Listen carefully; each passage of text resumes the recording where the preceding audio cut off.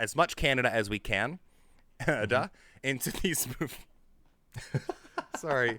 Sometimes I think I'm funny, but the joke was gone, and I try to connect the link anyway. And always remember, spoiler alert. Hello and welcome to Same But Different. Today we are doing the finale for our Pride Month. June has been Pride Month. We've been watching all sorts of movies made by, starring queer actors, directors, all that sort of stuff. How you doing, Derek? I'm doing all right. I'm really excited to get into this review. It's gonna be an interesting one. As I said, we are Same But Different. We are doing a talk show that nobody asked for, but we do it every single week anyway because we love to do it. Please make sure if you like what you see, if you've liked what you've seen, then follow, then subscribe, then share, all of that stuff, because every little thing goes a long way for us and it helps us keep going, stay motivated, keep creating content because we never want to stop. That's right. And as long as movies keep coming out, we're going to continue to do it. Until they're all AI generated scripts, and then we'll say adios, Hollywood. And then we will become AI generated. We are here to review a air quotes cult classic called Pink Flamingos from 1972, I believe. I had heard of this movie. I had not known a thing about it, and I wish I could go back to that ignorance. Whether my review is a 10 out of 10 or a 1 out of 10, I still wish I never watched this movie. That being said, I think we should jump right into it. If you've seen the movie, please feel free to share your thoughts below as well. But for now, let's hear what Derek thought. I'm going to spoil my review right out of the gate. It is unequivocally the worst thing I've ever seen in my life. This is worse than Battlefield Earth, anything that we've ever reviewed on the show, anything I've ever seen in my life. I too wish I had never watched this movie. I watched a little bit of it last night with my wife. We had to stop it because she got pretty upset. I was getting upset too. For the sake of the show, I finished it this morning, and admittedly, I scrubbed through the last little bit of it. I didn't care. I didn't care about this. This is the worst piece of garbage in the world. I'm not even exaggerating. It is the worst acting. It is the worst dialogue. It is the worst camera work. The worst directing, the worst story. It is an abomination for the eyes. Like, you're being violated by this movie. I understand that John Waters made this because that's what he wanted to do to audiences, but fuck that guy. For the little bit that Victoria saw, she said whoever's involved with this movie, whoever made it, whoever's acting in it, deserves to go to jail. Between the on-screen killing of a chicken during a scene, having the chicken involved with that, and the eating actual dog shit at the end of the movie, like you see it come out of the dog, she picks it up and eats it. Everything in between was just as bad or worse, and I don't know why this exists.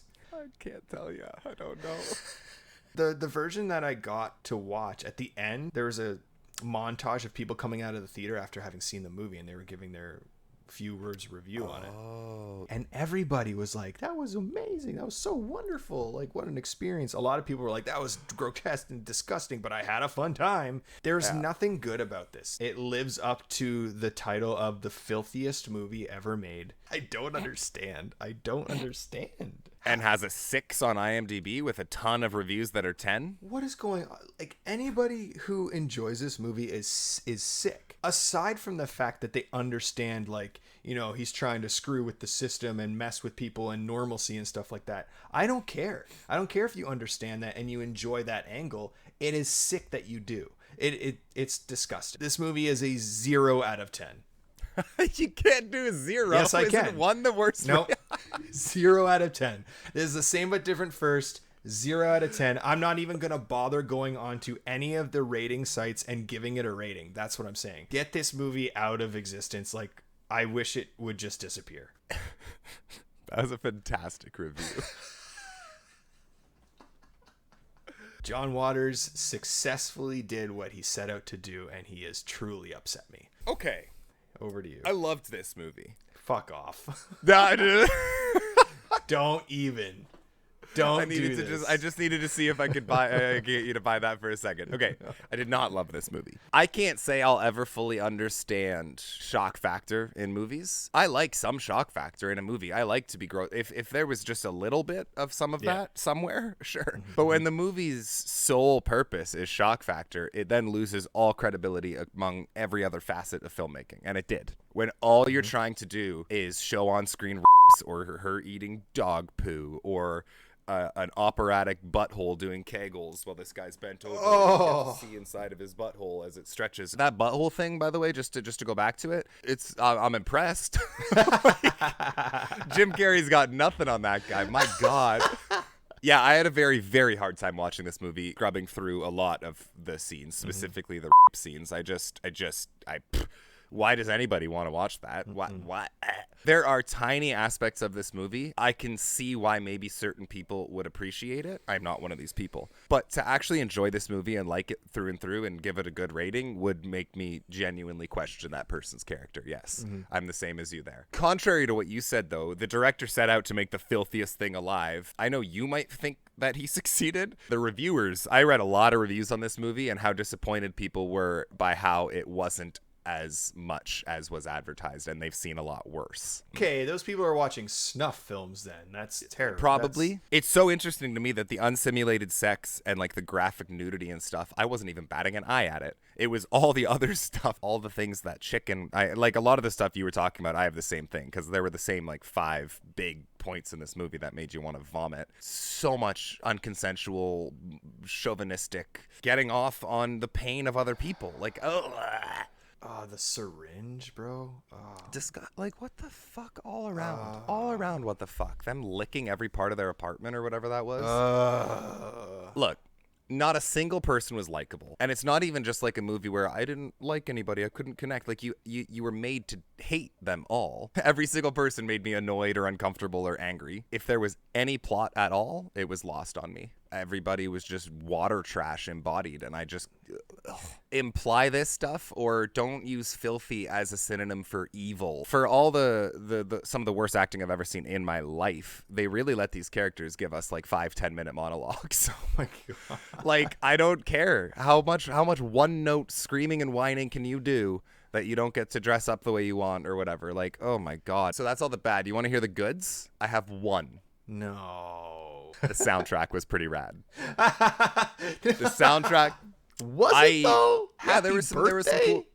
Okay, that was weird. That was okay. You pick out the one song.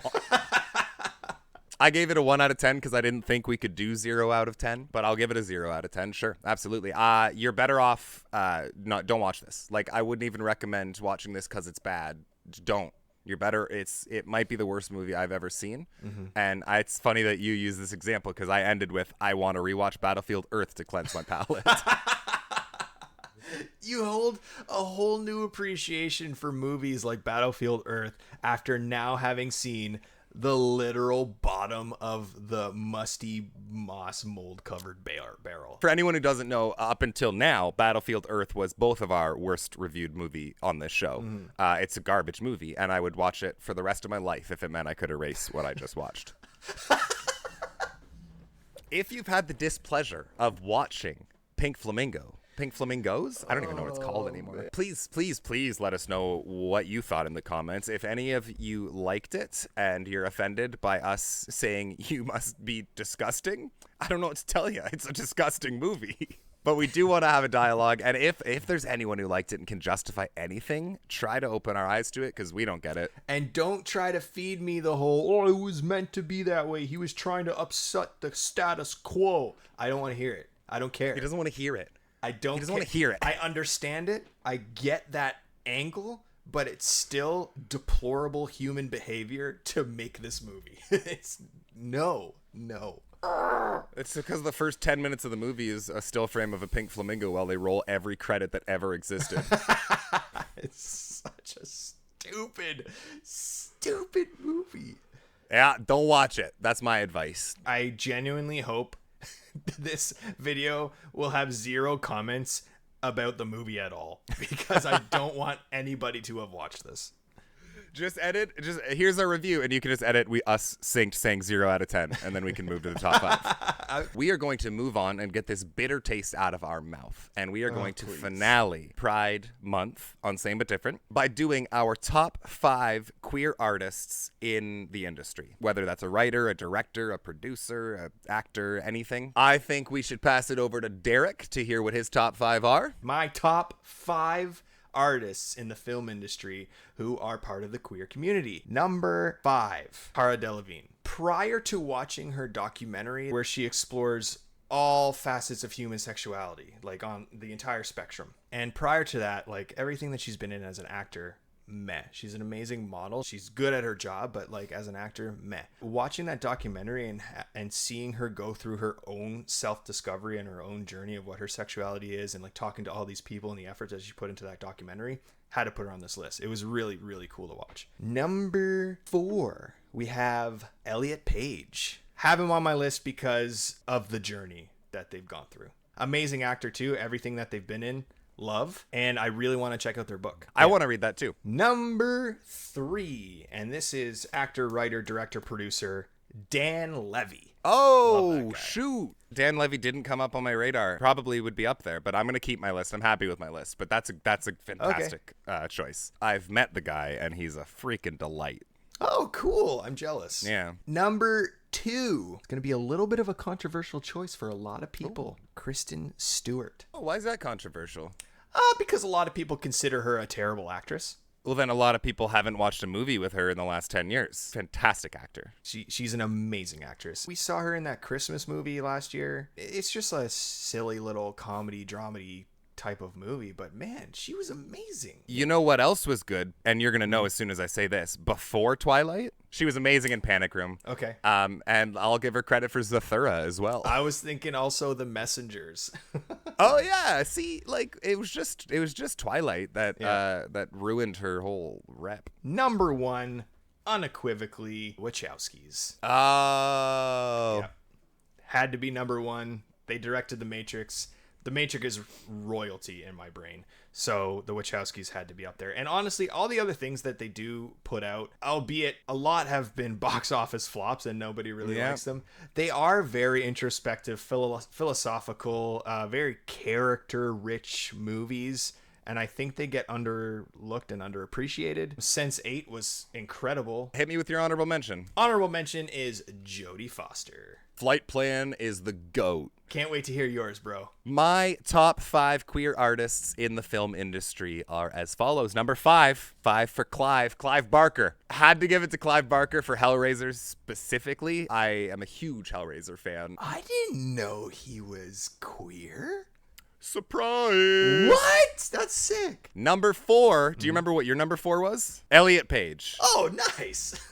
For the exact same reason. I've been watching Elliot Page since Hard Candy, which is still their best role in my opinion. Making that transition after being in the limelight, being known as a leading lady of Hollywood, like I can't even imagine. And I have so much respect for how they've handled it and how they've handled the hate and everything like that. I have nothing but respect for Elliot Page. Number 3, Janelle Monáe. Oh, yeah. I just haven't seen her enough to really appreciate what she can do. I get that in terms of an actor, if we're going just based on, but I know, you know, how out there and supportive and activist-y she is for the community and what she does and what she wears and this and that. I just like her. Number 2, and she was in this Christmas movie with Kristen Stewart, I think, Clea Duvall. She's amazing, everything she's ever done, especially being a closeted lesbian, making But I'm a Cheerleader. Writes, directs, acts. Every time I see Clea Duvall, I know it's going to be good. Number 1. I don't think I have to justify this, but if you feel I need to, I will. Aubrey Plaza.